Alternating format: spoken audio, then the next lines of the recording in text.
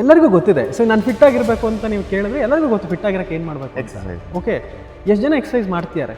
Trained very detailly. Focus is not something ತುಂಬ bother ಆಗೋ ವಿಷಯ ಅಲ್ಲ, ಅದು ಆಲ್ರೆಡಿ ಎಕ್ಸಿಸ್ಟಿಂಗ್. ಅದನ್ನು ನಾವು ಇಂಪ್ಲಿಮೆಂಟ್ ಮಾಡ್ಕೋಬೇಕು ಅಂತ.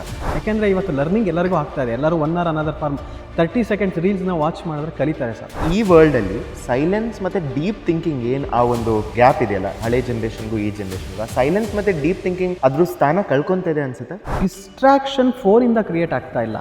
Distracted mind is choosing the phone. ಬೆಳಿಗ್ಗೆ ಎದ್ರೆ ಫೋನ್ ನೋಡ್ತಾರೆ, ಟಿವಿ ನೋಡ್ತಾರೆ, ಶಾರ್ಟ್ಸ್ ನೋಡ್ತಾರೆ, ಇನ್ಸ್ಟಾಗ್ರಾಮ್ ನೋಡ್ತಾರೆ. ಬರೀ ಅವ್ನು ಫೋಕಸ್ ಆಗಿ ಓದೋದೇ ಇಲ್ಲ, ಇಷ್ಟು ಗಂಟೆ ಓದೋದೇ ಇಲ್ಲ ಅಂತ. ಅದು ನಿಮಗೆ ತಿರುಗಿಸಿ ಬೈತಾ ಇಲ್ಲ, ಅದಕ್ಕೋಸ್ಕರ ನೀವು ಅದನ್ನು ಬ್ಲೇಮ್ ಮಾಡ್ತಾ ಇದ್ದೀರಿ.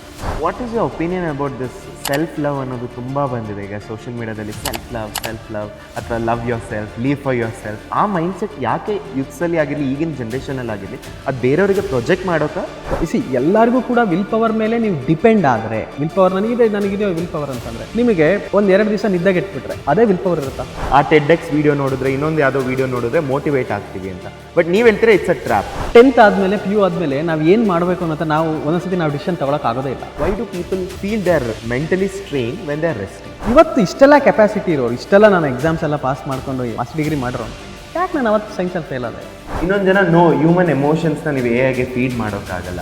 How do you feel it's a new threat, new challenge, ಏನಾದ್ರು new change to human focus, attention? If you want to improve yourself, improve how you think, how you feel, how you behave. Your personality is a personal reality. See, gossip ಮಾಡೋರೆಲ್ಲ ನೀವು observe ಮಾಡಿ, ಅವ್ರಿಗೆ ಯಾವಾಗ ಮಾಡೋ ಕೆಲಸ ಇರಲ್ಲ ಅವಾಗ ಇನ್ನೊಬ್ರ ಬಗ್ಗೆ ಕೂತ್ಕೊಂಡು ಮಾತಾಡ್ತಾರೆ.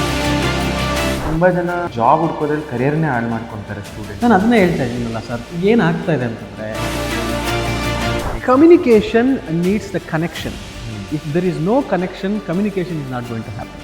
ನೀವು ಇವತ್ತಿನ ಮಕ್ಕಳನ್ನ ನೀವು ಅಬ್ಸರ್ವ್ ಮಾಡಿದ್ರೆ ಅವರಿಗೆ ರೆಲೆವೆನ್ಸ್ ಇಲ್ಲ ಅಂದರೆ ಕಲಿಯಲ್ಲ. ನಾನು ಏನಕ್ಕೆ ಮಾಡಬೇಕಪ್ಪ, that is the biggest challenge. ಇವತ್ತು ಟೀಚರ್ಸಿಗೆ ದೊಡ್ಡ ಚಾಲೆಂಜ್ ಆಗ್ತಿರೋದೇನು ಅಂತಂದರೆ ಆ ರೆಲೆವೆನ್ಸ್ನ ಅವ್ರಿಗೆ ಕನೆಕ್ಟ್ ಮಾಡೋಕ್ಕಾಗ್ತಾ ಇದೆ. They are missing that link. ಏನಾದ್ರು ಪೋಸ್ಟ್ ಮಾಡಿದಾಗ ಯಾರು ಲೈಕ್ ಮಾಡಿದ್ದಾರೆ ಅಂತ ಜಾಸ್ತಿ ನೋಡ್ತಾರೆ. ಅವರ ಲೈಕ್ಸು, ಅವರ ಶೇರ್ಸು ನಿಮಗೆ ಖುಷಿ ಕೊಡುತ್ತೆ. Your happiness is dependent on someone else reaction. ಸ್ಟೂಡೆಂಟ್ಸಿಗೆ ಹೇಗೆ ನೀವು ಫೋಕಸ್ ಆಗಿ ಇರೋದನ್ನ ಹೇಳ್ಕೊಡ್ತೀವೋ, ಫೋಕಸ್ಡ್ ಆಗಿ ಇರೋದಕ್ಕೆ ಅವ್ರಿಗೆ ಹೆಂಗೆ ಸಪೋರ್ಟ್ ಮಾಡಬೇಕು ಅಂತ ಪೇರೆಂಟ್ಸಿಗೂ ಹೇಳ್ಕೊಡ್ಬೋದು. ಇವತ್ತು ಎಷ್ಟೋ ಜನ ನಮಗೆ ಸೋಷಿಯಲ್ ಮೀಡಿಯಾದಲ್ಲಿ ಫ್ರೆಂಡ್ಸ್ ಇರ್ತಾರೆ, ಎದುರುಗಡೆ ಅವ್ರ ಮುಖನೇ ನೋಡೋಣ.